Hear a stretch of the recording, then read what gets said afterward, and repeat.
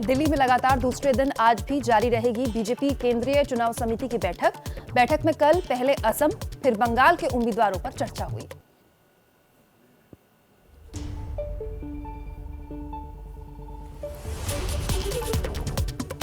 BJP केंद्रीय चुनाव समिति की बैठक में असम विधानसभा चुनाव के पहले और दूसरे चरण के लिए 86 सीटों पर बातचीत हुई। आज पहली लिस्ट जारी होने की उम्मीद।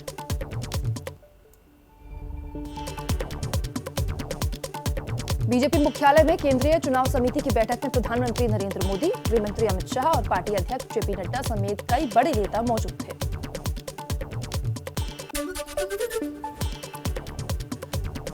बीजेपी केंद्रीय चुनाव समिति की बैठक से पहले पीएम मोदी और गृह मंत्री अमित शाह की बैठक हुई। बंगाल बीजेपी कोर ग्रुप के साथ हुई चर्चा की जानकारी दी गई।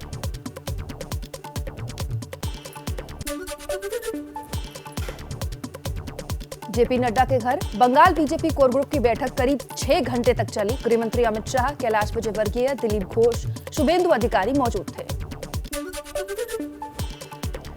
बंगाल के नंदीग्राम से शुभेंदु अधिकारी और कांथी से उनके भाई दिव्येंगु अधिकारी हो सकते हैं बीजेपी के उम्मीदवार। ममता बनर्जी 11 मार्च को नंदीग्राम से नामांकन भरेंगी। बंगाल चुनाव से ऐन पहले पीएम मोदी की 26 मार्च को बांग्लादेश यात्रा। वहां अगले दिन मतुआ समुदाय से जुड़े स्थलों पर भी जाएंगे। बंगाल में 70 से ज्यादा सीटों पर मतुआ समुदाय का प्रभाव है। 27 मार्च से ही बंगाल में चुनाव है। पीएम मोदी के बांग्लादेश दौरे में बंगाल के बीजेपी सांसद शांतनु ठाकुर भी साथ होंगे, जो मतुआ समुदाय के धर्मगुरु हरिचंद्र ठाकुर के वंशज हैं।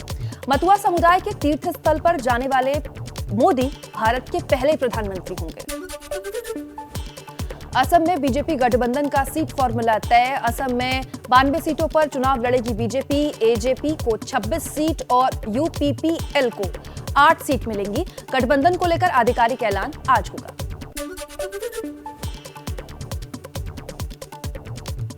पश्चिम बंगाल में टीएमसी आज जारी कर सकती है तमाम सीटों पर उम्मीदवारों की लिस्ट। 100 से ज्यादा नए चेहरों पर दांव आजमाने की उम्मीद। टीएमसी भवन में कल तृणमूल कांग्रेस के थिंक टैंक की अहम बैठक हुई।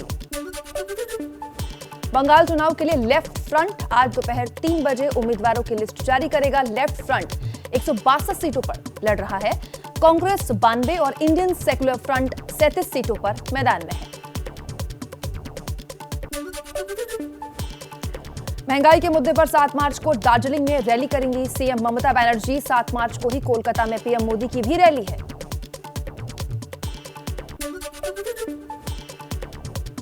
बंगाल की राजनीति में सेलिब्रिटी को शामिल कराने की होड़। अब टीएमसी में शामिल हुई बांग्ला गायिका अदिति मुंशी, फिल्म अभिनेता धीरज पंडित, सुभद्र मुखर्जी भी टीएमसी में शामिल हुए। पश्चिम बंगाल के मुर्शिदाबाद में टीएमसी के विधायक हामिदुल रहमान ने वोटरों को धमकाया। कहा, टीएमसी को वोट नहीं दिया तो चुनाव के बाद देख लूंगा। चुनाव आयोग से मिला बीजेपी का प्रतिनिधिमंडल। चुनाव आयोग से टीएमसी की शिकायत की। विजयवर्गीय ने कहा, टीएमसी मतदाताओं को डराकर पोलिंग बूथ पर कब्जा करना चाहती है। उत्तर 24 परगना में केंद्रीय मंत्री नित्यानंद राय ने ममता पर बोला बड़ा हमला। कहा, ममता इसीलिए ज्यादा चरणों में चुनाव कराने के फैसले से नाराज हैं क्योंकि उनकी बूथ लूटने की कोशिश फेल हो गई।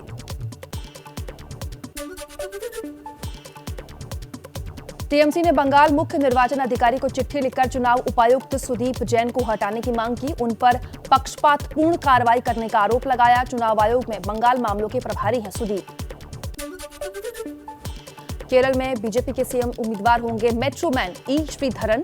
केरल बीजेपी के प्रमुख के सुरेंद्रन ने जानकारी दी, लेकिन बाद में पलटे। कहा, इस पर फैसला अभी होना बाकी है। बीजेपी ने ई श्रीधरन को लेकर कांग्रेस का हमला। सुप्रिया श्रीनित बोली, इतना बढ़िया जवाब यशवंत सिन्हा दे सकते हैं, जिन्होंने कहा था कि बीजेपी में अगर आप 75 के हो गए हैं तो आप मेंटल कोमा में हैं। जान लेते हैं कुछ और खबरें इसी तरह फटाफट अंदाज में।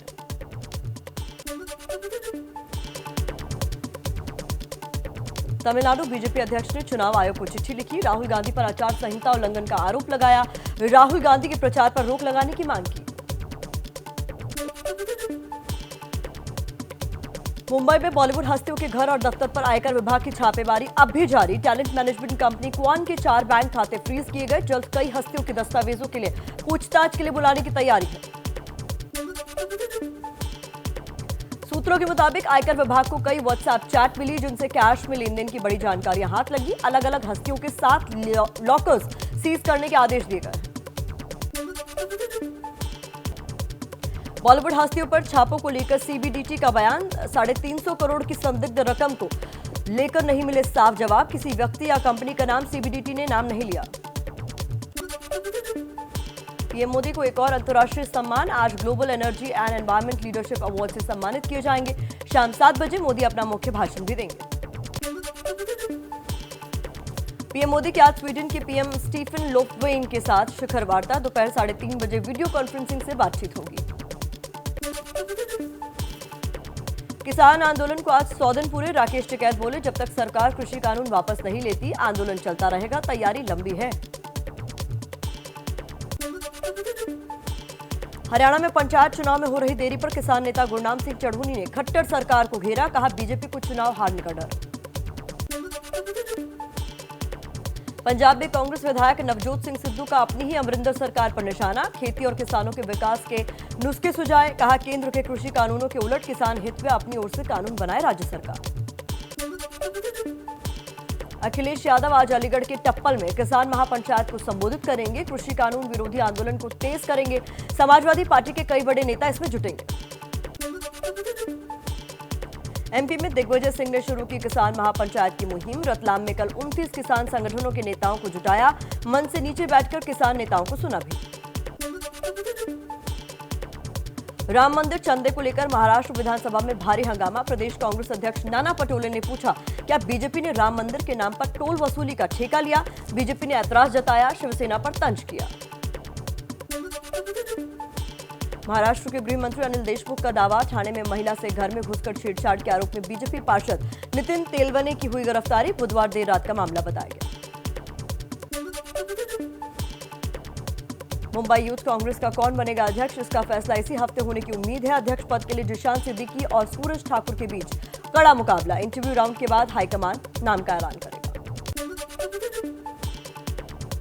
यूपी की तर्ज पर बिहार में अपराधियों के खात्मे की मांग। बीजेपी विधायक पवन जायसवाल ने कहा,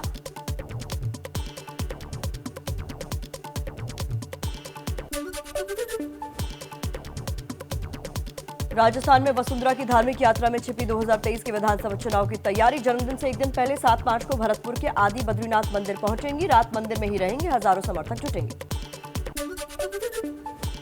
बाहुबली मुख्तार अंसारी को पंजाब से यूपी की जेल में ट्रांसफर करने के मामले में सुप्रीम कोर्ट ने फैसला सुरक्षित रखा। यूपी सरकार ने पंजाब सरकार की आनाकानी के खिलाफ दी थी अर्जी।